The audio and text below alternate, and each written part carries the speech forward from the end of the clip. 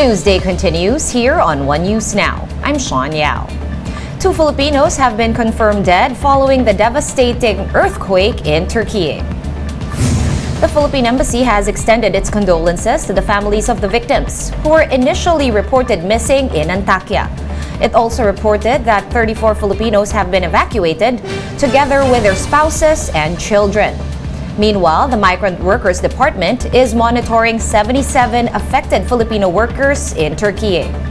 DMW Undersecretary Hans Kakdak also said that they opened a hotline for families of affected OFWs in the earthquake-hit country.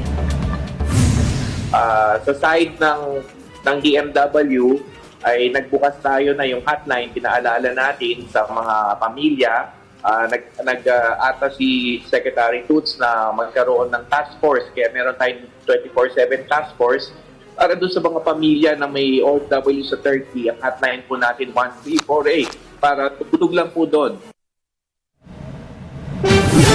And one safety expert says that many buildings in Turkey collapsed due to problems with structural integrity. Martin Aguda told One Balita Pilipinas that good engineering practices always have to be considered. He added that the duct cover and hold is still an effective response during tremors. And on the topic of the big one, Aguda said that rescue will be difficult as responders themselves would be also affected by the massive quake. Karoon ng isang major disaster dito sa sentro, sa NCR, no? Mahihirapan talaga ang responde, even the rescuers themselves, yung mga ating mga kapagligtas ay inaasahan natin ay maaaring apektado rin. At ang tulong talaga dyan, kasama sa plano, is yung response should be coming from other regions ng ating bansa. The Department of Migrant Workers will be opening a Japan desk to oversee the swift employment processing for OFWs. This comes after Japanese employers expressed their intent to hire more skilled Filipino workers.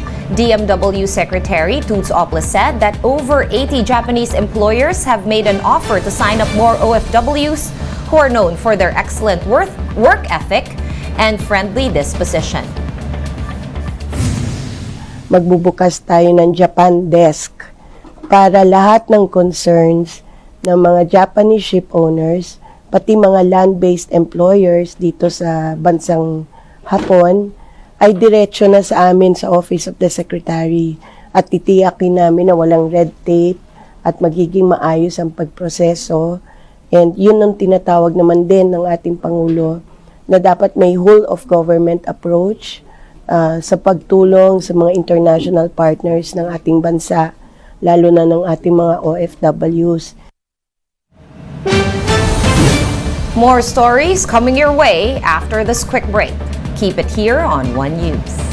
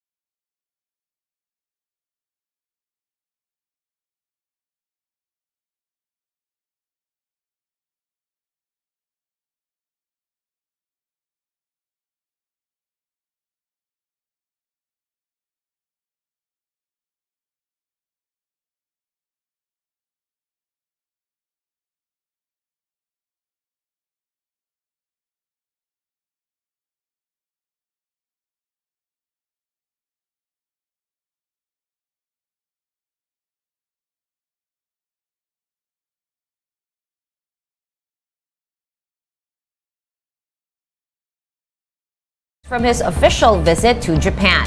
Let's get the details from Mon Gualvez, who's joining us over the phone from Japan. Hi, Mon. What's the latest on President Marcos's visit there? Sean, back-to-back meetings dotted the schedule of President Bongbong Marcos and the Philippine delegation on day 3 of their 5-day working visit here in Japan. The president insisted his trip will surely be productive as he will be bringing home more jobs and more investments from the government and businesses here in Japan. Japanese companies that have pledged investments in the Philippines have formally signed letters of intent this morning in Tokyo. 35 letters and agreements have been signed, all for strengthening ties in manufacturing, infrastructure development, energy, transportation, healthcare, renewable energy, and business expansion. Among those who signed were mainstays in the Philippine business arena, including the Japanese Chamber of Commerce and Industry and Sumitomo, as well as Sompo, which delves in insurance, and import-export magnate Marubeni Corporation.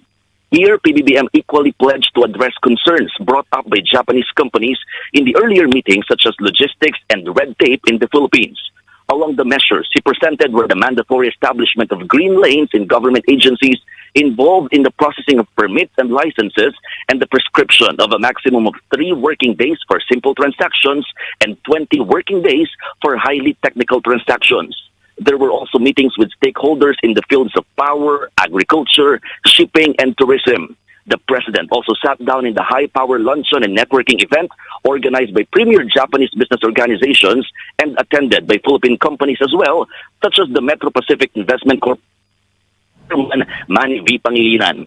Here, the president proudly said that right on the onset of the meeting, his delegation was able to organize 255 meetings for 85 Philippine companies and their counterparts in Japan just through business patching done by the Department of Trade and Industry.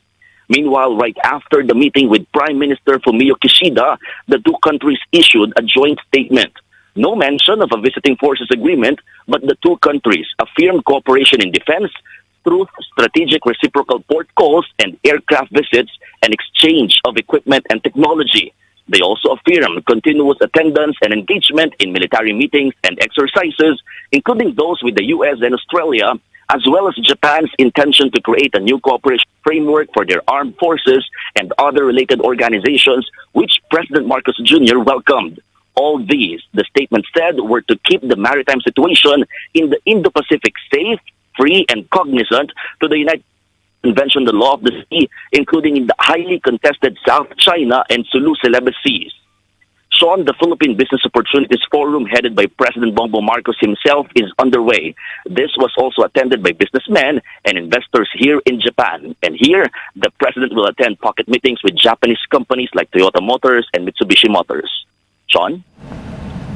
Thank you so much for that update. That was Mon Gualvez on the line from Japan. Thanks, Mon.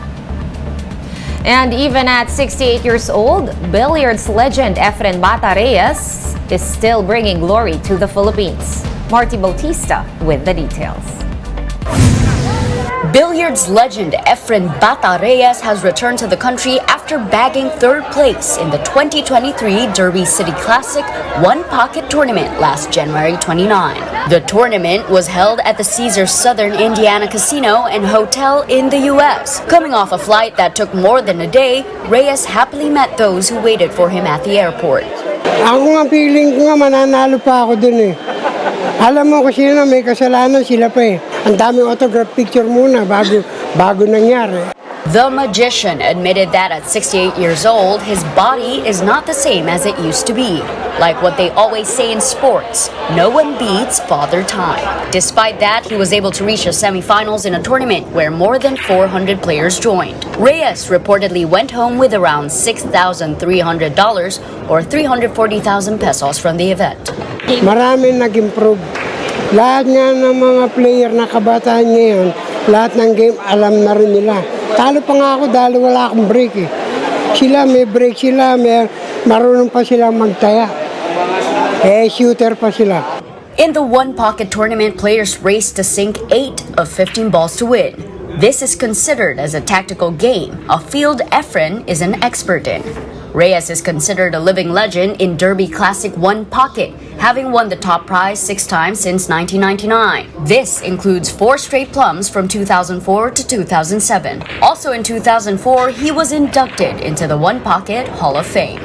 Siyempre, ano lang yun, concentrate lang yun. Ang kailangan malakas ka pa rin, may resistensya ka pa rin para maglaro. Hindi, kaya ako mabadya, tsaka ang feeling ko, kaya ko naman sila lahat huwag lang magbago tira ko. Among those Reyes beat was fellow Pinoy Alex Pagulayan. Pagulayan can't help but fanboy on Reyes, whom he called the greatest of all time in their sport. However, Reyes' campaign game came to an end in the semis when he lost to American Jonathan Penagar. As he approaches 70, the legend says he has no plans of retiring yet. He is also expected to be part of the Philippine contingent in the 2023 Southeast Asian Games in May. Ako lagi, kahit tumanda ako, magpiplay ako ng pool dahil itong alam ko, pool lang. Pero yung mga labanan ng mga yun ang hindi ko alam. Basta ako magpupul pa ako. Reyes has gone back to his hometown in Pampanga to rest and spend time with his family. For News 5, Marty Bautista, We Are One News. Let's now take a quick look at today's other top stories. Meralco has announced slightly lower power rates for the month of February. Households consuming 200 kilowatts per hour will see a rate slash of a little over 2 pesos from their bills. The power company attributes the cut to lower demand and lower generation charges. The Araneta City Management is temporarily suspending operations at the Times Square Park and Beep jeepney terminals. That's after a huge fire razed the Araneta City bus terminal yesterday, causing terminals to have to relocate. Overseas, the United States is accusing China of conducting global surveillance using high-altitude balloons. The Pentagon said that the Chinese balloon it recently shot down was capable of gathering sensitive information, contrary to China's claims that it was just a weather device. For more updates, visit News 5, The Philippine Star, and Business World online. Visit our website, onenews.ph, for more in-depth analysis. You can also catch One News on Signal Play. Register for a free account at www.signalplay.com and stream One News live anytime, anywhere. I am Sean Yao. We are One News.